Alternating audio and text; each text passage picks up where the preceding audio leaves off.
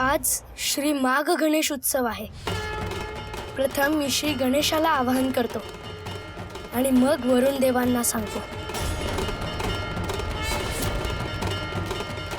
ओम गणपतये नमः।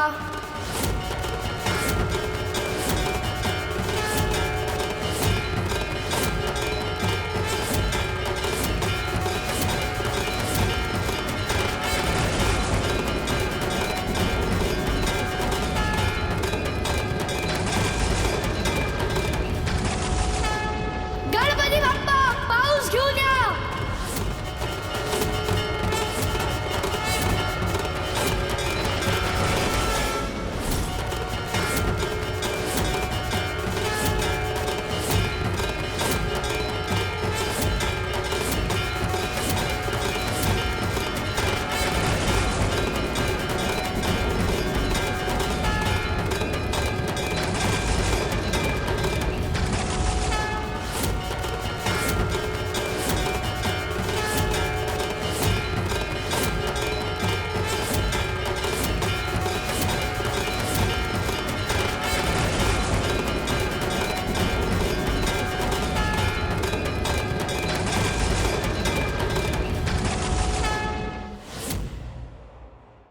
नागनाथ, मी जो तुला मंत्र सिद्ध करून दिला होता त्याचा तू अत्यंत योग्य उपयोग केला आहेस।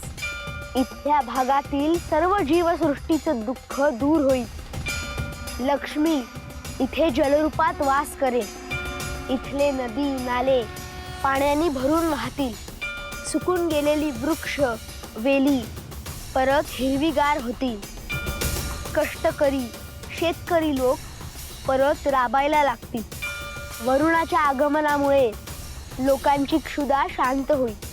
त्यांची भूक मिटली की ते परमेश्वराचं ध्यान आनंदाने करतील।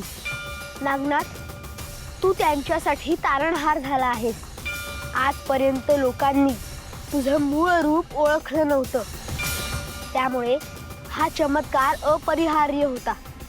ह्यानंतर लोक तुला खऱ्या अर्थाने ओळखायला सुरुवात करतील। पण ह्या मागे केवळ हा उद्देश नव्हता, तर त्यांना एका भक्कम आधाराची आवश्यकता होती आणि तो तू झाला आहेस। त्यांची परमेश्वरावरची श्रद्धा आणखीन बळकट होईल असं कार्य तुला करायचं आहे।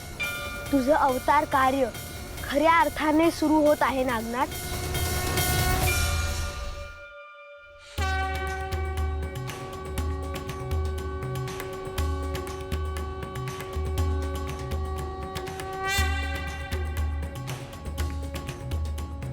अहो, किती दिवसांनी असा पाऊस पडलाय ना, किती छान वाटतंय। हो ना, इतके दिवस दुष्काळ पडलेली जमीन आता थंड होणार। आजच्या मुहूर्तावर गणपती बाप्पाच पावले।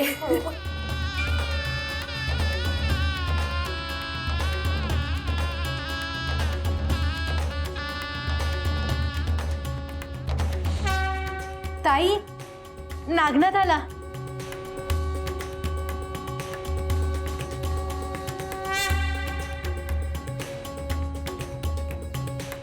नागनाथ, अरे गणपती बाप्पाला कुठून आणलंस?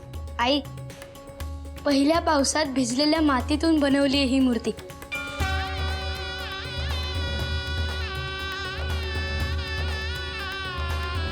खूप छान नागनाथ।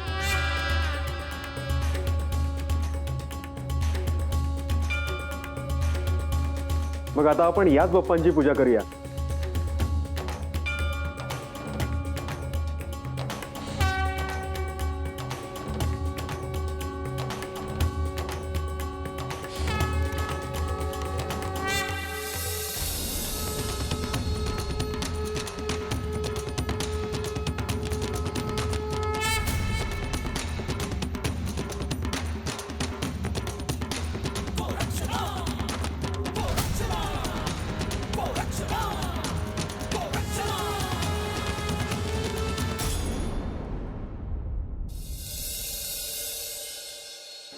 गुरुदेव नागनाथ आता खऱ्या अर्थाने गुणी शिष्य झालेला आहे.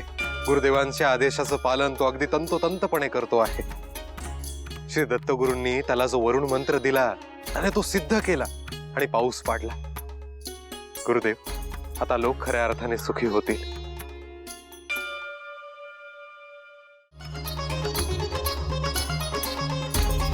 होय काने, लोकांच्या भल्यासाठी नागनाथ आपल्या साधनेचा अगदी योग्य उपयोग करतोय. परंतु गुरुआई, त्याने जो नागनाथच्या गावात आणि इतर आजूबाजूच्या गावांमध्ये जे अघोरी खेळ चालवलेले आहेत आणि त्यामुळे जो गोंधळ होतो आहे तो कुठेतरी थांबायला हवा. गुरुवर लोकांनी खूप काळ प्रतिकूलतेमध्ये घालवलेला आहे. जोवर ही अघोरी कृत्य थांबणार नाहीत तोवर लोक पूर्णतः सुखी होणार नाहीत. गुरुवर, बरोबर बोलतोयस काने तू. त्या गोष्टीला आता कुठे सुरुवात झालेली आहे. गुरुदेव आपल्याला आदेश करतील त्यानुसार आपण त्यावर पावलं उचलू शकतो. परंतु आपण स्वतः नागनाथच्या बाबतीत तसा निर्णय घेऊ शकत नाही. कारण गुरुदेवांनी स्वतः त्याचे गुरुपद भूषवले आहे. होय गुरुवर, परंतु मला असं वाटतं की नागनाथच्या कडेला लोकांवर जे लोक अन्याय करत आहेत त्यांना कडक शासन व्हायला हवं. त्याशिवाय लोकांच्या ध्यानात येणार नाही की शेवटी अन्यायकारी वृत्तीचा पराभव होतो आणि सत्याचाच विजय होतो. मग गुरुवर एका नव्या पर्वाची सुरुवात होईल. आपण दत्तगुरूंशी याविषयी बोलू. मग ते काय आदेश करतील त्यानुसार आपण कार्य करू.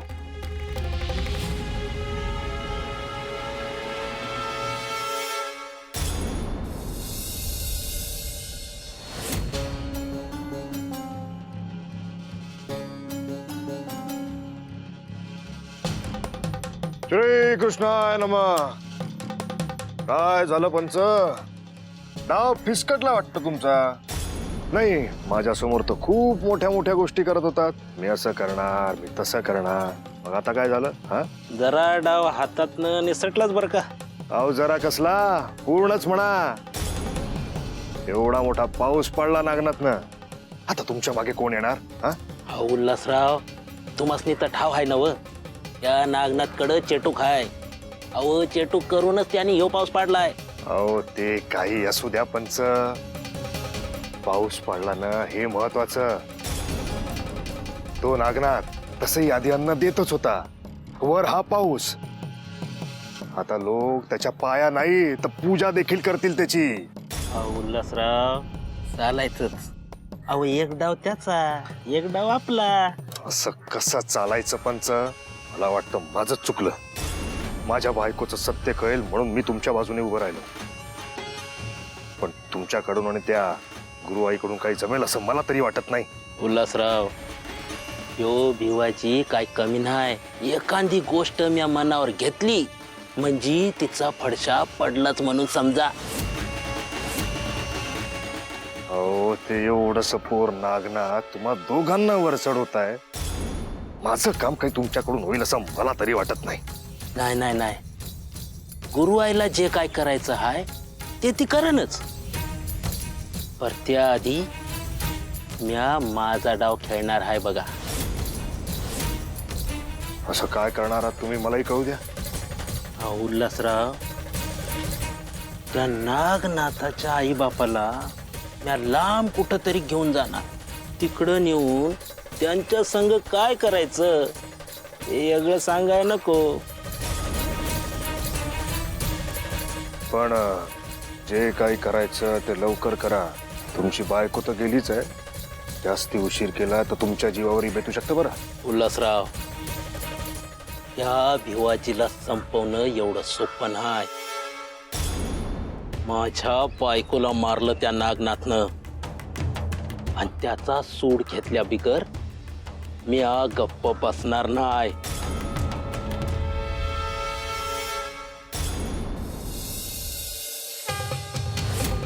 गुरुदेव, एक गोष्ट आहे जी आपल्याशी बोलायची आहे. बोल जालिंदर. कानिपची अशी शंका आहे की नागनाथच्या आजूबाजूला जी दुष्ट आहेत त्यांच्या कृत्याला आता आळा बसायला हवा. नागनाथ आजवर ते सगळं सहन करत आलेला आहे, म्हणून त्या दुर्जनांची दुष्ट कृत्य वाढतच आहे गुरुदेव. होय गुरुदेव, तसं पाहायला गेलं तर आजवर नागनाथने कोणत्याही दुष्टाला प्रत्यक्षपणे शिक्षा केलेली नाही. जोपर्यंत नागनाथ त्यांना शिक्षा करणार नाही तोपर्यंत लोकांच्या मनातील त्यांचं भय जाणार नाही.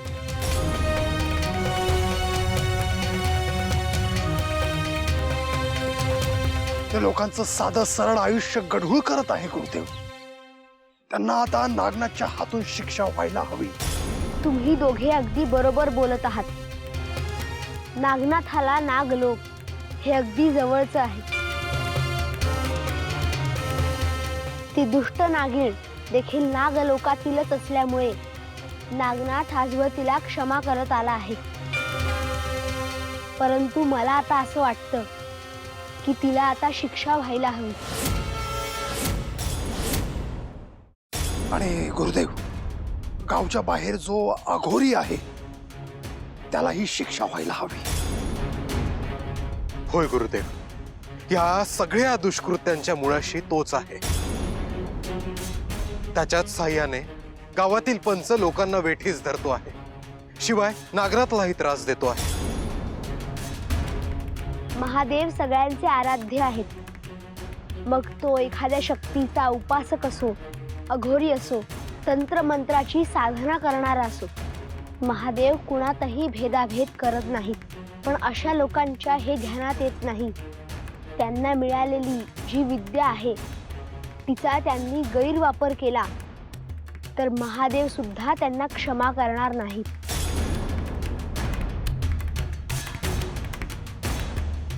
मग आपली काय आज्ञा आहे गुरुदेव? आपण त्या अघोरीला एक शेवटची संधी देऊन पाहू.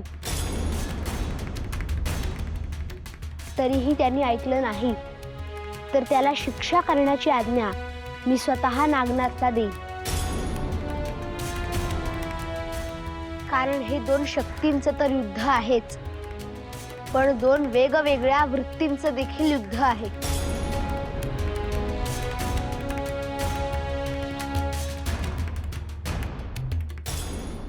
नागनाथ हळूहळू आता सिद्ध व्हायला लागला आहे. तसं पाहिलं तर विद्या ग्रहणाची प्रक्रिया ही अखंडपणे सुरू असते. परंतु आतापर्यंत नागनाथाने साधना करून बरीच विद्या अवगत केली आहे. होय गुरुदेव, त्याला शिकवत असताना आम्हीही ते पाहतो आहे. तो कठोर अशी साधना करतोय. त्याला मिळालेले ज्ञान त्यांनी आता लोकांपर्यंत पोचवायला हवे. तो लोकांना संकटातून वाचवतो, त्यांची दुःख दूर करतो. परंतु इकडेच थांबून चालणार नाही. तो नेहमीच लोकांना सहाय्य करत राहील, परंतु आता लोकांना देखील बळ मिळायला हवं. दरवेळी त्यांना नागनाथाच्या सहाय्याची गरज भासायला नको. आणि त्यासाठी महत्त्वाचं आहे ते म्हणजे ज्ञान. लोकांच्या मनातील असणारे अज्ञान दूर झाले पाहिजे.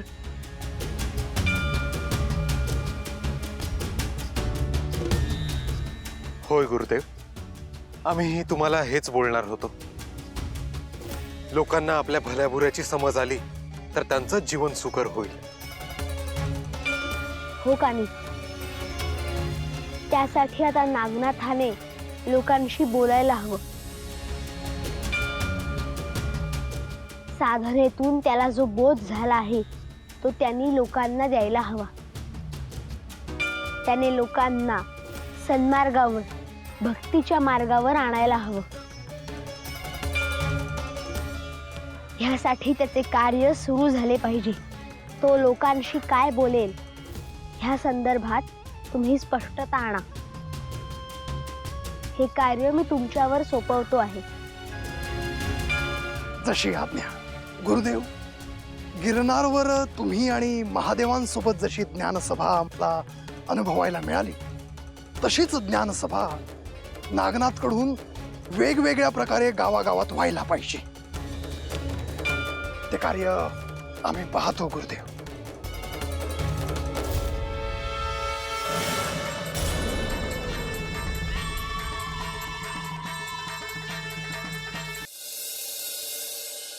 गुरुदेव, आपण नगरात जाऊन आलात ही वार्ता कदाचित गजासुराला समजली आहे. त्याने लोकांना छळायला सुरुवात केली आहे. आपण लोकांशी बोलून आलो की गजासूर असं काही करेल ह्याची मला कल्पना होतीच गहिनी. त्याला जनतेच्या मनात असलेलं त्याचं भय तसूभरही कमी होऊ द्यायचं नाही.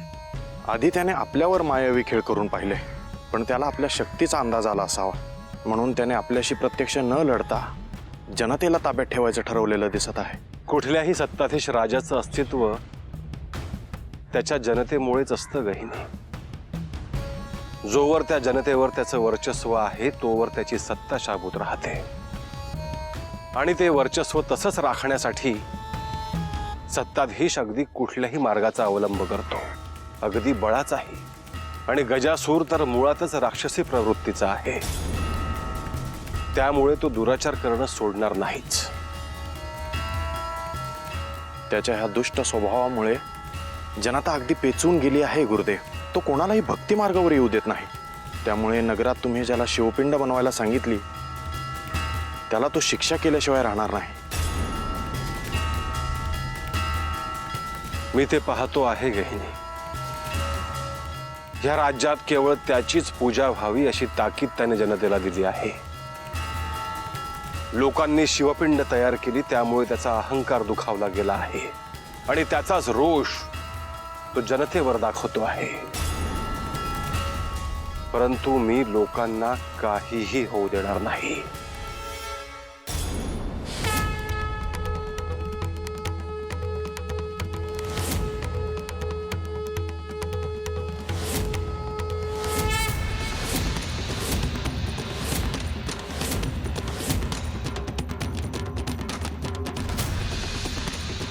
आदेश आदेश आलोक निरंजन निरंजन निरंजन.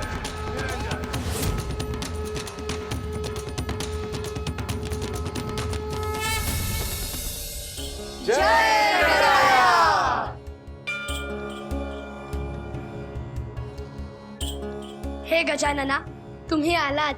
येताना पाऊस घेऊन आलात. आम्ही धन्य झालो.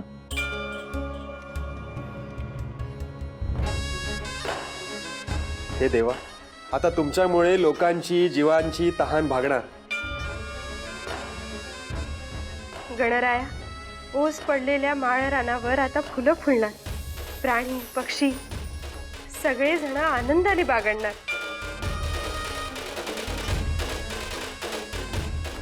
हे देवा, फक्त डोळ्यांना दिसणाऱ्या नव्हे तर अनेक कीटकांना, कृमींना, जमिनीवर जगणाऱ्या नाही तर जमिनी खाली जगणाऱ्या अनेक जीवांना तुम्ही आज जीवनदान दिलंय.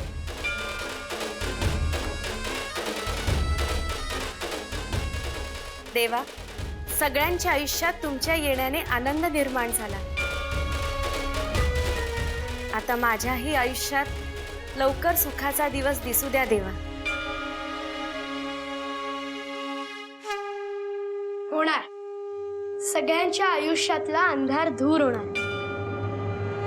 ही सगळी माझ्या दत्तगुरूंची कृपा आहे. त्यांनी माझ्याकडून वरुण मंत्र सिद्ध करून घेतला, माझ्याकडून साधना करून घेतली. त्यांनी मला हा मार्ग दाखवला. आज जो काही पाऊस पडला ही सगळी दत्तगुरूंची कृपा आहे. ह्यात माझं काहीही नाही. हा सगळा आनंद मी माझ्या गुरूंच्या चरणी अर्पण करतो. आदेश आदेश अलख निरंजन अलख निरंजन निरंजन.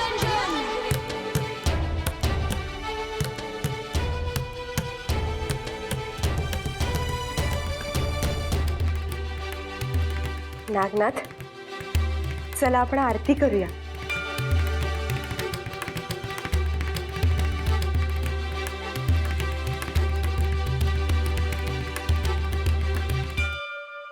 हे गणराया हे सिद्धिदाता, नमन करीतो तुझ आम्ही आता. हे गणराया हे सिद्धिदाता, नमन करतो तुझ आम्ही आता. हे दंती गजवदना कृपा आमावरी राहो तुझी आता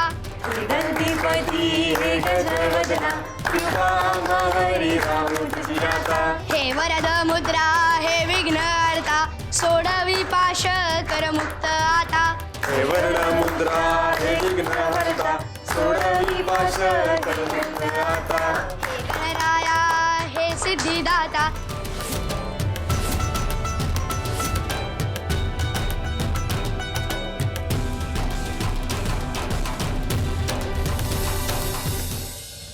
माघ मासातली ही गणेश चतुर्थी सार्थक झाली.